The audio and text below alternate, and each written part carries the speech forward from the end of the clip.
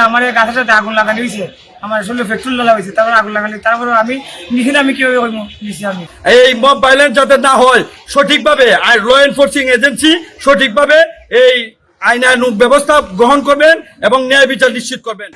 আমার বাড়ি টেইলারি করে, আমার বাড়ি চক্রান্ত করে ষড়যন্ত্র করে আমার দোকান থেকে ফোন দিয়ে নেওয়া হয়েছে, নেওয়ার পরে গাছের সাথে বাইন্দা জ্বলন্ত আগুনে পুরো নিউজে এখন তো 9 তারিখ তাতে 8:30টার সময় আমার দোকান থেকে নিয়ে যমুনাবাদ এলাকায় আমার ওয়াদুদ মিয়া এটাতে গাছের সাথে বাইন দেয়া আমার ছোট দিকে পেট্রোল ধরাইয়া আমার শরীরে আগুন লাগাইছে। ওয়াদুদ মিয়া, মালিক মিয়া, সালেক মিয়া, জামাল এরা সবাই মিললা আমি মেয়ে কি করছে ওয়াদুদ টেকা যায়। তারপরে আমার হয়েছে যে আমি বলে মোবাইল ছিল বলছি, তারপরে আমার এই গাছের সাথে আগুন লাগানো হয়েছে, আমার শরীরে পেট্রোল ঢালা হয়েছে, তারপরে আগুন লাগানো, তারপরে আমি নিচে আমি কীভাবে করবো নিচে আমি।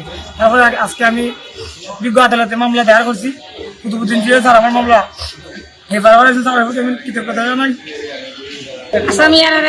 আমি আপনার কাছে বিচার চাই।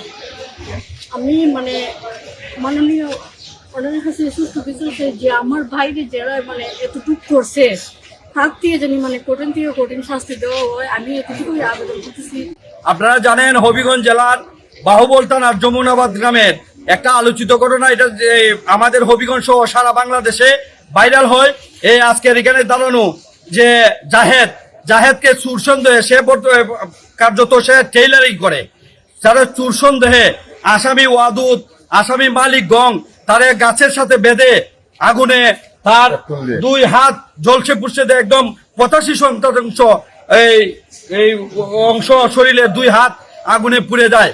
তৎপরবর্তীতে সারা হবিগঞ্জ এবং বাংলাদেশে এই বিষয়টা নিয়ে ভাইরাল হওয়ার কারণে আমরা বিজ্ঞ আদালতে সিনিয়র জুডিশিয়াল ম্যাজিস্ট্রেট শাহেদ আলীর কোর্টে বিজ্ঞ ম্যাজিস্ট্রেট শাহেদ আলীর কোর্টে আমরা মামলা দায়ের করি।